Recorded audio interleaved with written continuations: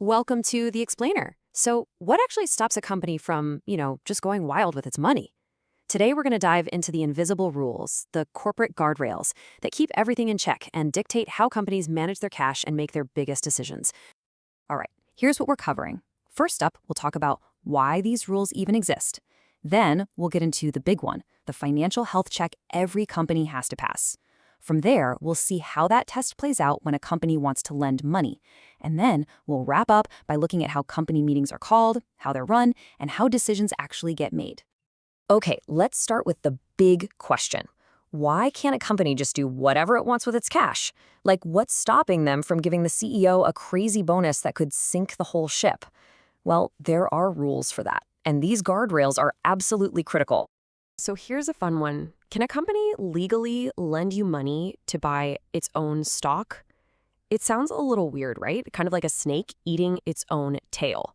And the answer is yes, but there are a whole bunch of really strict rules they have to follow, basically to protect the company from getting itself into trouble.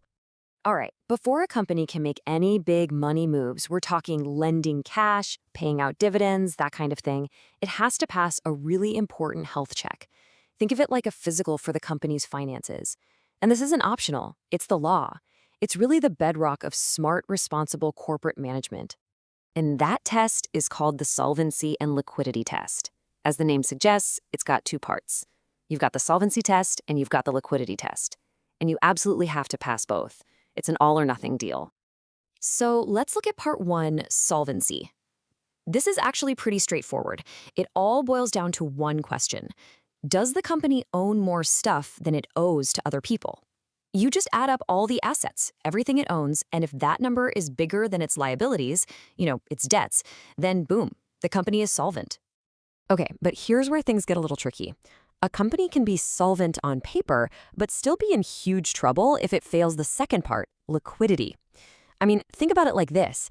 You could own a giant mansion worth millions, but if you don't have $20 in your pocket to buy groceries, you're still in a tight spot, right? That's liquidity. It's all about having enough actual cash ready to pay your bills for the next year. To really see how this works, let's look at a quick example. We'll call our company Home Solutions Pty Limited. Now, the board is feeling good, and they want to pay out a dividend to the shareholders.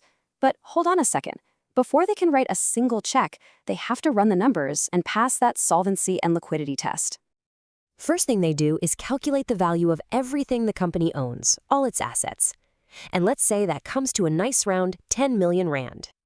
Next, they have to add up all the company's debts, its liabilities, and that total comes out to 5 million rand.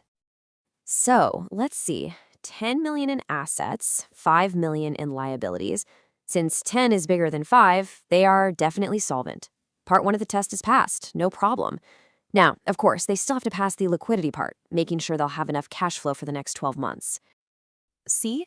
This test isn't just some accounting exercise. It has huge, real-world applications, especially when it comes to things like lending out company money. Which brings us to our next point.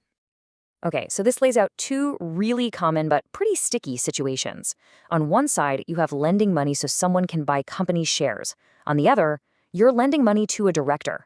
Now, you'll see a lot of the rules are the same. The company's own constitution, the MOI, has to allow it.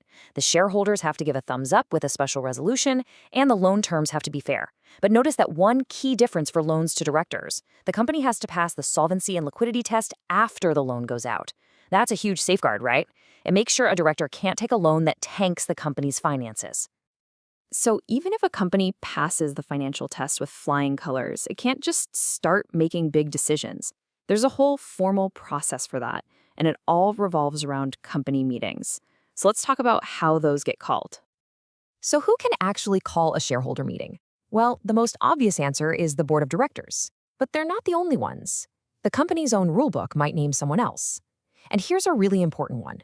If shareholders who hold at least 10% of the votes get together, they can demand a meeting. That's a pretty big deal for shareholder power. And you can't just surprise everyone with a meeting tomorrow. That's not how it works. You have to give people proper notice.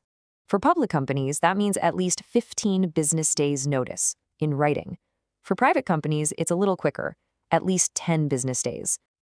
Okay, so the meeting is called, the notices are out, but we're not done yet. Just getting people in the room isn't enough. For any of the decisions to actually count, the meeting has to be run by the book. You know that feeling when you throw a party and only like 3 people show up? In the business world, that's not just awkward, it's a non-starter. You need what's called a quorum. That's the minimum number of voting members who have to be there for the meeting to even begin. The standard rule is 25% of the voting rights. If you don't hit that number, the meeting's a no-go. But what if you can't make it? No worries. You can appoint a proxy. A proxy is just someone you authorize in writing to go and vote for you. It's a great way to make sure your vote counts, even if you can't be there in person. And here's a quick bit of vocab for you: the difference between a postponed meeting and an adjourned one. A meeting is postponed if it never even started, usually because you didn't have a quorum. Think of it like a rained-out game. An adjourned meeting is one that did start, but had to stop and pick up again later. That's more like pausing a movie to grab more popcorn. All right, the meeting is happening, everyone's had their say, and now it's time for the main event, the vote. This is where all the talk turns into action. It's how decisions, or what are officially called resolutions, get made. For most of your standard day-to-day decisions, all you need is a simple majority. This is called an ordinary resolution. If you get more than 50% of the votes, it passes. Simple as that. But when we're talking about the really big company-altering stuff, a simple majority isn't enough. For these huge decisions, you need what's called a special resolution. And for that, you need to clear a much higher bar, at least 75% of the votes. This is a massive protection to make sure the company doesn't do anything too drastic without almost everyone being on board. And this all leads to a really interesting final thought. We have these rules, right? But think about it. If the minimum for a meeting to even happen is just 25% of the vote, does that truly represent what all the shareholders want, especially when you're making these huge company-changing decisions? It's something to think about, and it really gets to the core of the balancing act behind all these corporate rules.